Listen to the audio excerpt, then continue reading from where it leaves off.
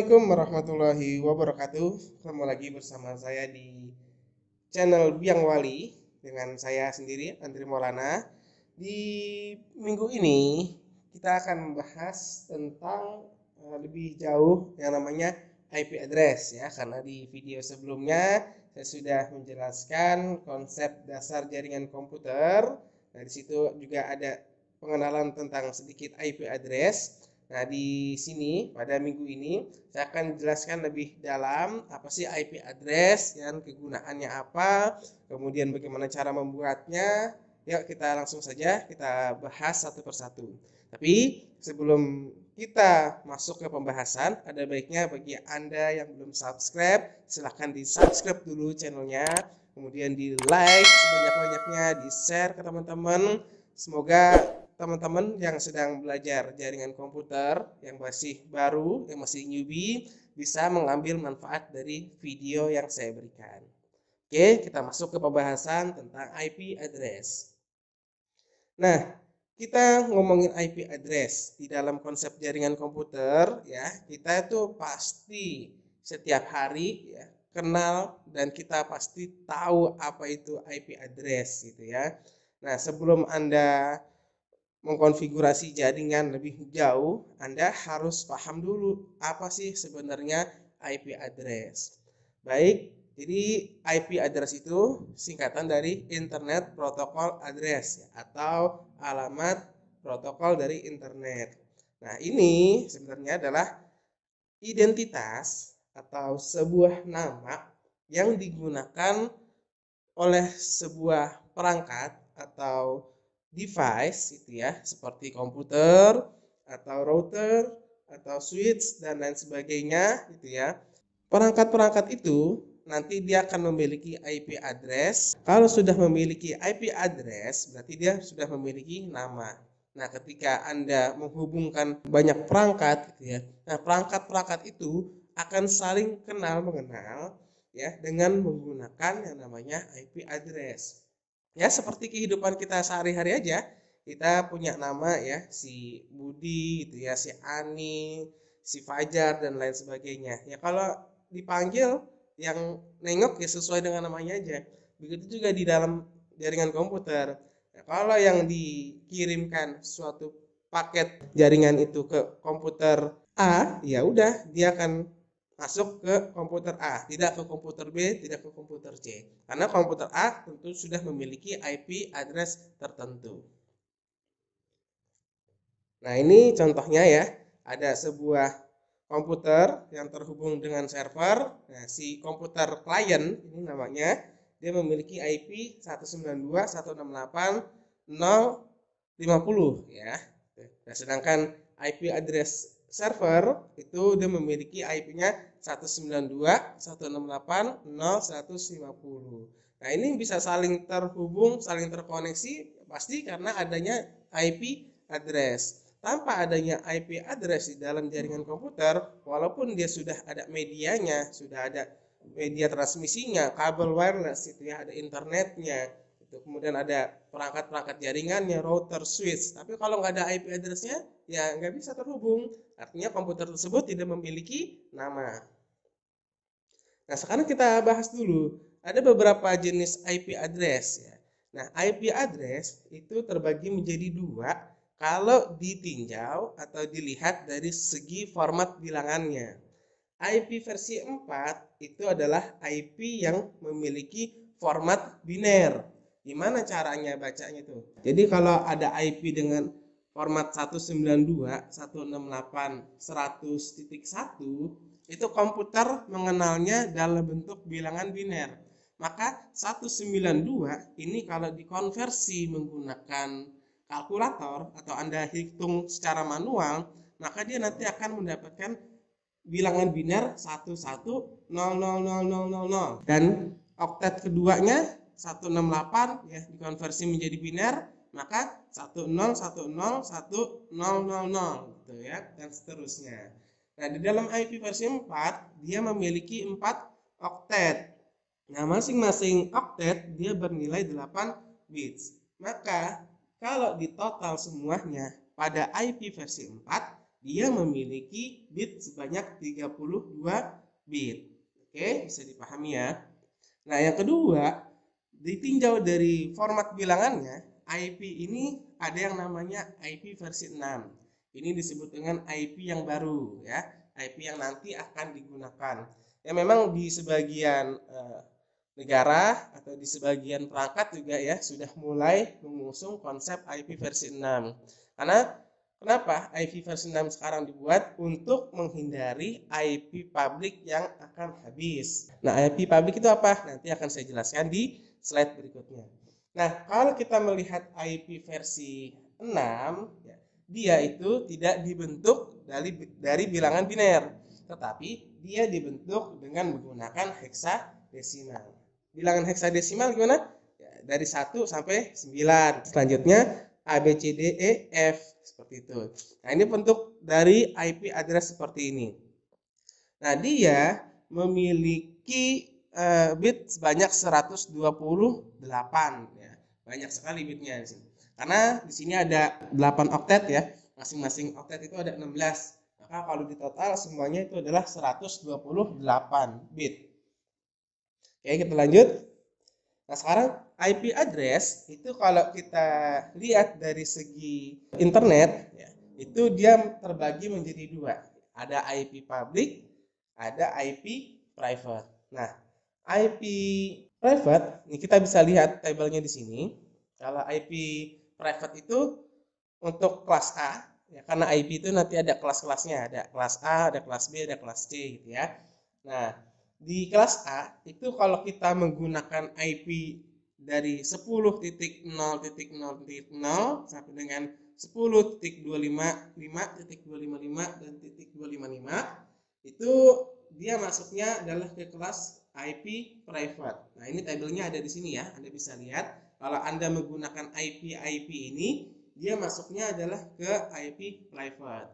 Nah, IP private itu apa? IP private itu adalah IP yang tidak terhubung ke internet. Artinya dalam pemakaiannya IP ini hanya digunakan sebatas ruang lingkup lokal.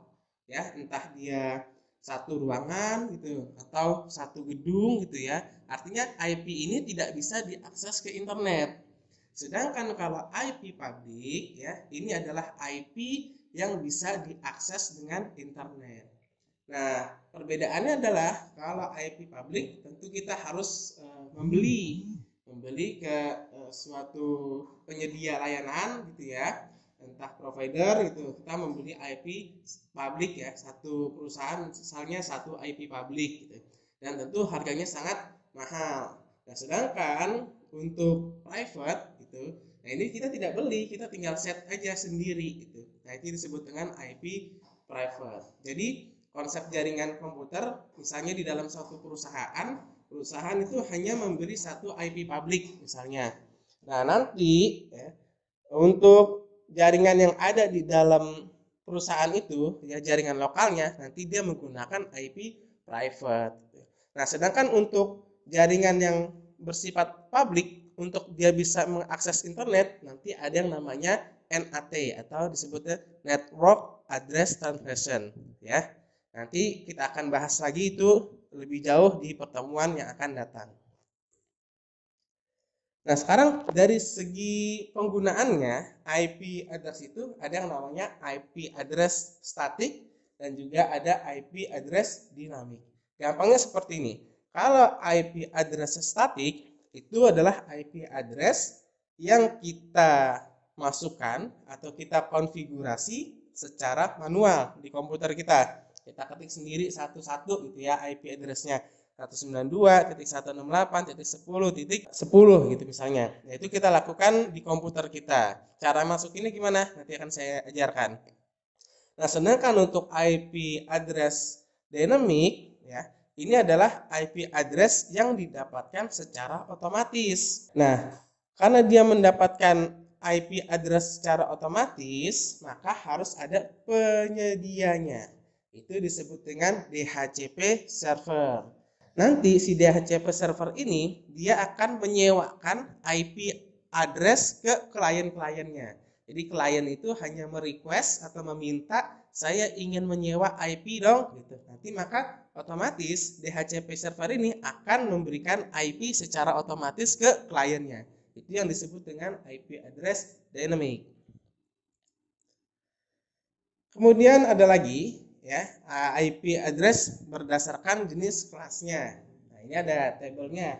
Di pertemuan sebelumnya kita sudah bahas bahwa IP itu memiliki beberapa kelas ya, ada kelas A, kelas B, kelas C, bahkan ada yang kelas D dan E. Hanya saja yang dipakai hanya kelas A dan kelas B. Nah, kita lihat bahwa penggunaan IP address itu dilihat dari oktet pertamanya. Kalau oktet pertamanya itu misalnya 10 ya, 10.10.10.1, maka dia akan masuk ke range kelas A. Kemudian kalau misalnya 192 itu 168.10, maka dia nanti masuknya ke dalam kelas C. Nah, nanti Anda tinggal bisa lihat aja di sini di tabelnya. Nah, di setiap kelas ini nanti dia memiliki jumlah network yang bisa dibangun berapa gitu ya. Nanti setiap network dia memiliki berapa host gitu ya. Nah, kalau di sini kita lihat di kelas A range oktetnya itu dimulai dari 1 sampai dengan 126 dengan subnet masknya 255.0.0.0 ya. Nah, subnet mask itu apa? Nanti akan saya jelaskan lagi di slide berikutnya. Di IP kelas A dia bisa membentuk jaringan sebanyak 126 jaringan yang berbeda ya. Nah, dari 126 jaringan itu kalau di total semua host yang bisa saling terhubung atau komputer yang bisa terkoneksi di dalam jaringan itu sebanyak 16 juta sekian-sekian tuh ya, ada tabelnya. Sama begitu juga dengan kelas C gitu ya. Kelas C itu nanti ada jaringan yang bisa dibentuk sebanyak 2 juta sekian dengan jumlah hostnya nanti adalah 254. Itu untuk yang IP kelas full. Beda lagi nanti dengan IP classless. Kalau IP classless dia tidak menggunakan persyaratan yang ada di kelas full gitu ya. Nanti dia bisa mengubah nilai subnet max-nya sesuai dengan keinginan kita kalau di classless. Sekarang di IP address kita harus kenal dulu yang namanya host ID sama network ID. Nah, kalau network ID itu adalah identitas yang berfungsi untuk menunjukkan alamat jaringan. Nah, dia alamat jaringannya ada di jaringan berapa? Nah, atau misalnya di penerapannya jaringan ini digunakan untuk bagian staff gitu ya. Ini jaringan digunakan untuk bagian manajer, ini bagian marketing. Itu disebut dengan kode dari network ID. Sedangkan kalau host ID dia menunjukkan alamat dari perangkat yang terhubung. Di sini ada misalnya server, ada komputer klien, ada router, ada switch gitu ya. Jadi di dalam suatu jaringan nanti dia ada beberapa host yang terhubung. Itu nanti bisa dituliskan dalam bentuk host ID.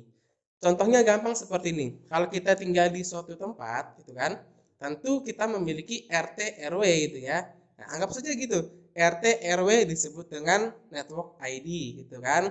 Nah, sedangkan nomor rumah disebut dengan host ID. Kita lihat di sini. Host ID dan network ID ya. Kalau untuk kelas A itu host ID-nya itu adalah oktet yang pertama. Contohnya di sini adalah 10.10.10.1. Maka yang menjadi network ID atau alamat networknya itu adalah oktet yang pertama. Ini saya kasih warna merah, berarti oktet yang pertama itu 10. Nah, sedangkan 10.10.1 itu adalah alamat dari host ID gitu. Jadi ini adalah jaringan 10 gitu ya. Nah, ini juga ada yang namanya host ID dan network ID di kelas B ya. Nah, kalau di kelas B itu dua oktet pertama menjadi alamat networknya atau kita sebut dengan network ID, dan dua alamat terakhir dari oktet itu, nah itu menjadi alamat host ID.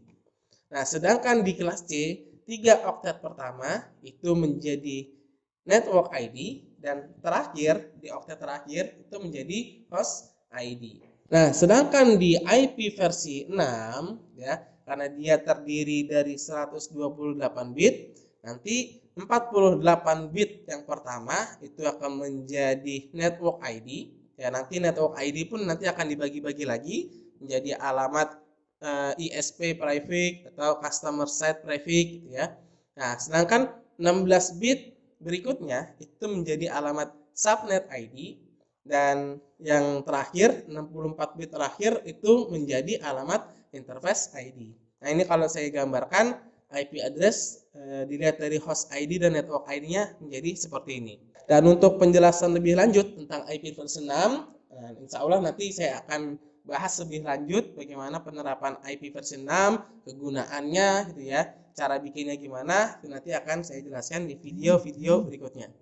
Nah, sekarang syarat penggunaan IP address yang pertama itu adalah net ID-nya harus sama, host ID-nya harus beda.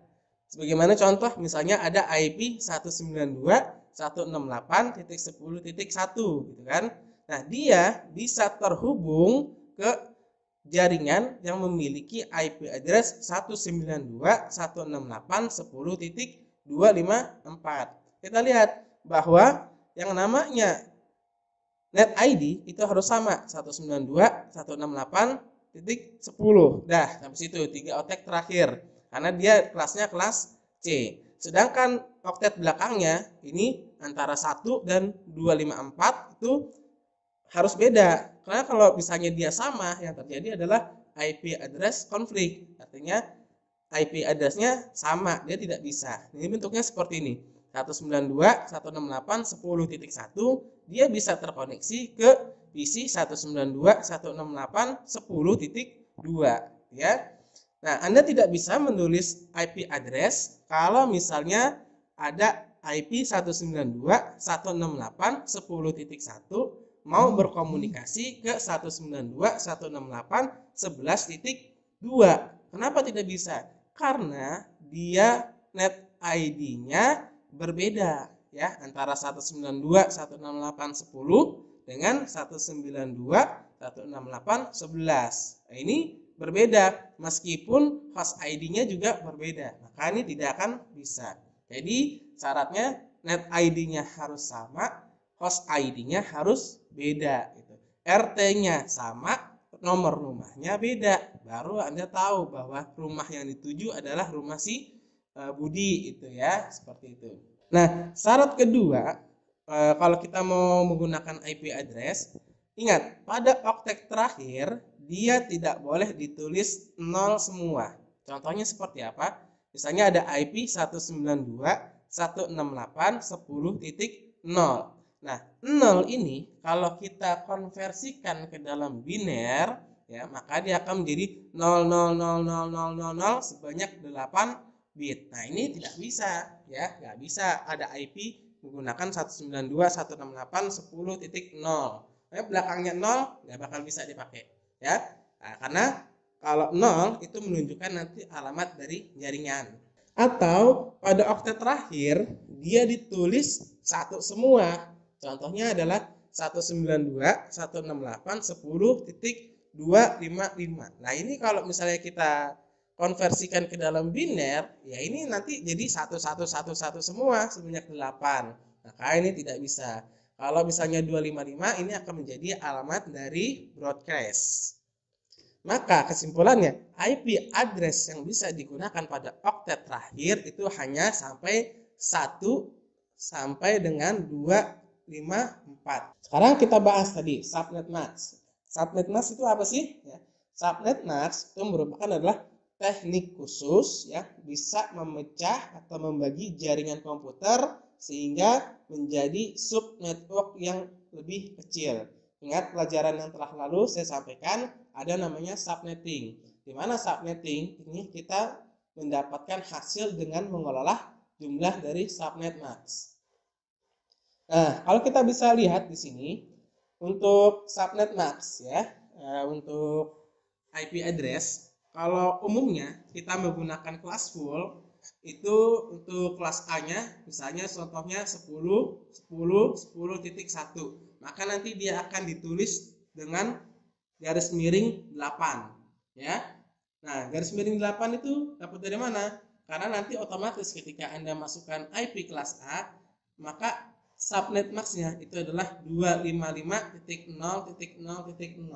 Nah, 255 ini kalau kita konversikan ke dalam biner, maka dia tertulis 1111 sampai 8 bit. Maka di sini keterangannya ditulis garis miring 8, 10.10.10.1 garis miring 8 ya. Nah, atau kelas B. Kelas B itu 172.16.10.1 ya. Maka nanti otomatis subnet masknya itu akan tertulis 255.255.0.0, di mana 255.255 kalau dikonversikan ke dalam biner ini akan mendapatkan angka 1 sebanyak 16. Makanya dia ditulis garis miring 16. Begitu juga untuk yang kelas C. Kelas C itu adalah garis miring 24 ya, prefix 24. Didapat dari mana? Karena 255, 255, 255 ini kalau dikonversikan ke dalam biner dia sebanyak 24 bit ya. Nah, ini kelas full ini ketika kita masukkan IP address di komputer kita, otomatis subnet max-nya akan mendapat jumlahnya seperti ini ya. Berbeda dengan halnya classless ya. Classless itu tidak ada aturan main untuk penggunaan subnet max-nya ya. Kita bisa menggunakan subnet max-nya sesuai dengan tabel yang ada di sini ya. Artinya bebas, tidak ada lagi aturan. Nah, tadinya kalau kita lihat di sini 10.10.10.1 ini adalah IP dari kelas A. Sedangkan kelas A ini adalah subnet max-nya 8. Tapi kita bisa ubah menjadi prefix 29 gitu ya. Tadinya kan prefix 8. Nah, sekarang kita ubah menjadi prefix 29. Ya udah, tinggal kita lihat aja subnet max-nya di tabel ini. Kalau garis miring 29, maka nanti di subnet max-nya di komputernya itu kita tinggal tulis 255.255.255.248 ya. Bisa dipahami? Nah, begitu juga untuk kelas C misalnya. Kelas C itu kan tadinya 192.168.10.1. Asal-asalnya karena dia kelas C, maka dia akan mendapatkan nilai prefixnya adalah 24. Maka nanti di komputernya Anda tinggal tuliskan saja nilai dari subnet max-nya 255.192.0.0 seperti itu. Oke, di sini kita lihat penerapan IP classless ya. Di sini ada IP 172.16.19.1 gitu ya. Nah, 172 itu kan tadinya adalah IP kelas B. Karena dia menggunakan classless, dia keluar aturan main gitu ya. Maka di sini ditulis 24, garis miringnya 24. Nah, maka nanti untuk klien yang di sampingnya atau komputer yang menjadi lawan hubungnya itu juga ditulis 172.16.19.254. Nah, karena dia memiliki prefix nilainya 24, maka yang menjadi network ID adalah 172.16.19. Anda bisa lihat, perhatikan, kedua komputer ini net ID-nya itu sama, 172.16.19 ya. Nah, sedangkan menjadi alamat host ID-nya adalah oktet terakhir. Di sini kita menggunakan titik 1 dan yang di sebelahnya titik 254 karena dia prefixnya 24. Nah, itu adalah penerapan dari IP classless. Jadi kalau kita mau gunakan IP classless, ya tinggal kita mainkan saja di bagian subnet max-nya. Kesimpulannya, kalau kita ingin menerapkan IP address itu untuk jumlah network yang banyak, tapi jumlah hostnya sedikit, ya kita tinggal tekan saja prefix 24, prefix 28, 29, gitu ya. Nah, begitu juga sebaliknya. Kalau misalnya network yang sedikit, kemudian jumlah hostnya yang banyak, ya kita tinggal turunin aja nilai prefixnya menjadi prefix 10, prefix 8, ya prefix 7, gitu, dan lain sebagainya. Nah, ini adalah konfigurasi IP address ya. Ini saya akan contohkan seperti ini untuk masukin IP address-nya.